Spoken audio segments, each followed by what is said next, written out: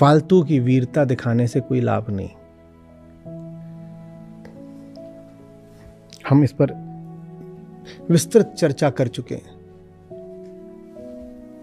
कि कैसे माया हमें उकसाती है झूठी वीरता दिखाने के लिए, ताकि हमें बड़ी शिकस्त दी जा सके। किसी को एकदम कुचल मारना हो तो उसको उकसा दो एक झूठी लड़ाई के लिए, एक असंभव लड़ाई के लिए जो कभी जीत ही नहीं सकता, और फिर उसको तुम जितना चाहो उतना पीट सकते हो। माया भी आपको उकसाती है झूठी लड़ाइयों के लिए। झूठी लड़ाई नहीं लड़नी, व्यर्थ की वीरता नहीं दिखानी। प्रकृति से लड़ा नहीं जाता, प्रकृति को समझा जाता है। आत्म अवलोकन, समझो समझो, इसको समझ गए तो इससे मुक्त हो जाओगे, इससे लड़ पड़े तो बहुत पिटोगे, बहुत तमाचा खाए, बहुत पिटोगे। जो कोई इससे लड़ा है बहुत पिटा है। जो इसको समझ गया है उसको जैसे प्रकृति ने खुद ही आशीर्वाद दिया है, तुम हमें इतना समझ गए, अब जाओ आगे बढ़ जाओ। हमारी समस्या यही थी कि हमें कोई समझता नहीं था। पुरानी कहानियां भी रही हैं कि कहीं किसी जगह पर कोई भूत भूतनी आते थे, डायन चुड़ैल, और वो सबको खूब परेशान करें। एक दिन कोई मिल गया, वो बैठ गया चबूतरे पे, बोला क्या परेशान करने आए हो, पहले ये बताओ तुम्हारी परेशानी क्या है। जब देखो तब चले आते हो, पूरी दुनिया को परेशान करना चाहते हो, अपनी परेशानी बताओ पहले। तो सारी वो चुड़ैलें रो पड़ी। वो बोली यही नहीं हुआ आज तक, आज तक किसी ने हमसे हमारी परेशानी नहीं पूछी। और रात भर उसने बैठ करके उनसे उनका हाल सुना, और फिर कहते हैं कि वो कभी लौट के नहीं आई। लड़ो नहीं, समझो।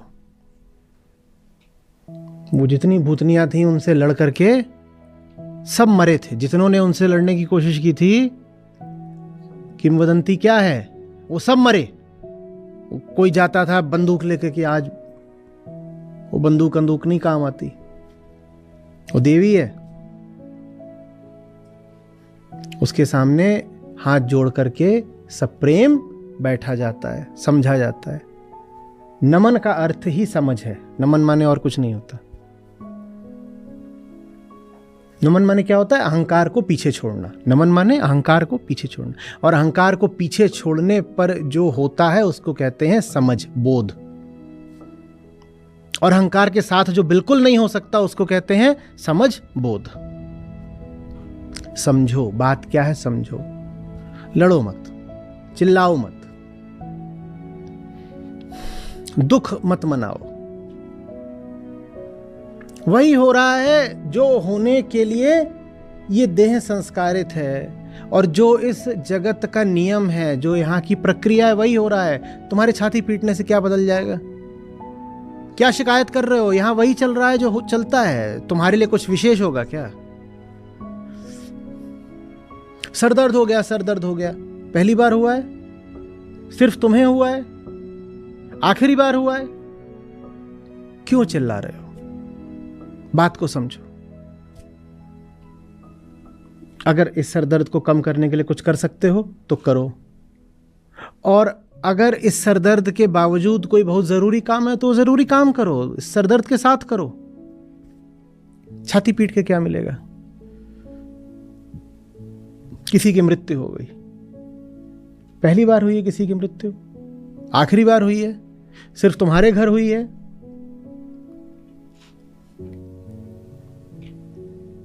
कितना भी दुख मना लो, अपनी जिंदगी बर्बाद कर लो, जो गया है वो लौट के आएगा। समझो, प्रकृति के अपने नियम हैं, उनसे नहीं कोई लड़ सकता।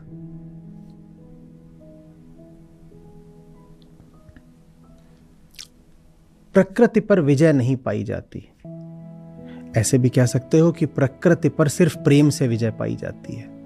चाहे जैसा कहना चाहो, ऐसे भी कह सकते हो प्रकृति पर विजय नहीं पाई जाती, और ऐसे भी कह सकते हो उस पर विजय पाई जाती है सिर्फ प्रेम से।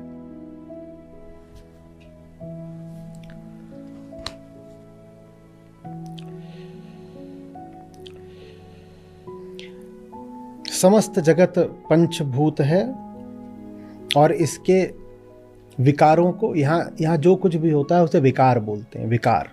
ठीक है, विकार का वैसे तो सामान्य भाषा में अर्थ होता है दोष, पर प्रकृति के सब गुणों को विकार ही कहा जाता है। तो जिनको हम सामान्य भाषा में गुण भी बोलते हैं वो सब प्रकृति के विकार ही मात्र हैं। पंचभूतों के विकारों को पंचभूत ही देखो। पंचभूत है, आत्मा नहीं है, उन्हें पंचभूत ही देखो। जो हो रहा है किसके साथ हो रहा है? पंचभूतों के साथ हो रहा है, रसायनों के साथ हो रहा है, तत्वों के साथ हो रहा है। क्या है ये भाई? ये कोई मिश्रण है, कोई एलिमेंट है, कोई कंपाउंड है, कोई मिक्सचर है, अणु है, परमाणु है, उसके साथ हो रहा है। मेरे साथ नहीं हो रहा है, ये मेरे साथ नहीं हो रहा है। ये जो कुछ भी हो रहा है ये मेरी परिधि पर हो रहा है। अब मैं अलग अलग तरीके से व्यक्त कर रहा हूं जो आपको सुहा जाए। ये जो कुछ भी हो रहा है ये मेरी परिधि पर हो रहा है, मेरे केंद्र पर नहीं हो रहा है। सारी घटनाओं से मेरा केंद्र सर्वथा अछूता रहेगा सदा। परिधि पर बड़े से बड़ा भूचाल भी चल रहा होगा तो भी मेरा केंद्र अकंप रहेगा। जानते हो हम जीवन में समस्याओं से क्यों डरते हैं? क्योंकि जब परिधि पर हमारी भूचाल आते हैं ना तो वो हमारे केंद्र को भी हिला जाते हैं, और जिसका केंद्र अभी स्थिर, स्थायी, अडोल नहीं होता वो बड़ा डरा हुआ रहता है। वो कहता है बाहर भूकंप आया तो कहीं भीतर भी भूकंप ना आ जाए। वो कहता है बाहर कोई समस्या बनी तो कहीं वो भीतर की समस्या ना बन जाए। तो इसीलिए वो बाहर भी कोई चुनौती स्वीकारने से घबराता है। वो कहता है बाहर कुछ गड़बड़ हो गई तो बाहर की गड़बड़ भीतर की गड़बड़ बच। इसके विपरीत जो व्यक्ति बिल्कुल अपने केंद्र पर खंभा गाड़ करके बैठ गया होता है वो कहता है बाहर अब जो भी हो रहा है करो करो, बोलो बोलो, आड़ दे। क्योंकि जो होगा कहां होगा? बाहर होगा, परिधि पर होगा। इधर कुछ नहीं होता। तो हम अपने घर में आराम से बैठ करके तमाशा देखेंगे, वहां पे चल रहा है वो सब। क्या? अरे स्क्रीन पर चल रहा था, वो दो मुस्टंडे एक दूसरे को रनवे पे ठोक रहे थे, ठोके ही जा रहे थे, शर्ट उतार के। हमारे ठाठ, हम इधर बैठ के आराम से पॉपकॉर्न खा रहे थे। जो हो रहा है कहां हो रहा है? पर्दे पर हो रहा है। हम क्या करेंगे? हम पॉपकॉर्न खाएंगे। ये आत्मा है, वो पॉपकॉर्न खाती है। जो होता है कहां होता है? पर्दे पर होता है। पर्दे पे तो मार ही डाला है, पता नहीं कितने घूंसे मारे। ऐसा एक घूंसा भी लग जाए तो किसी का क्या हो? वो घूंसा वहीं चले, हमारे मुंह पे नहीं लग रहा। ये नहीं होना चाहिए कि वहां उसको मारा और तुम बोले हाय। ये सूत्र है मुक्ति। जितने घूंसे, लात, जो भी चल रहा है कहां चल रहा है? वहां चल रहा है, यहां कुछ नहीं चल रहा।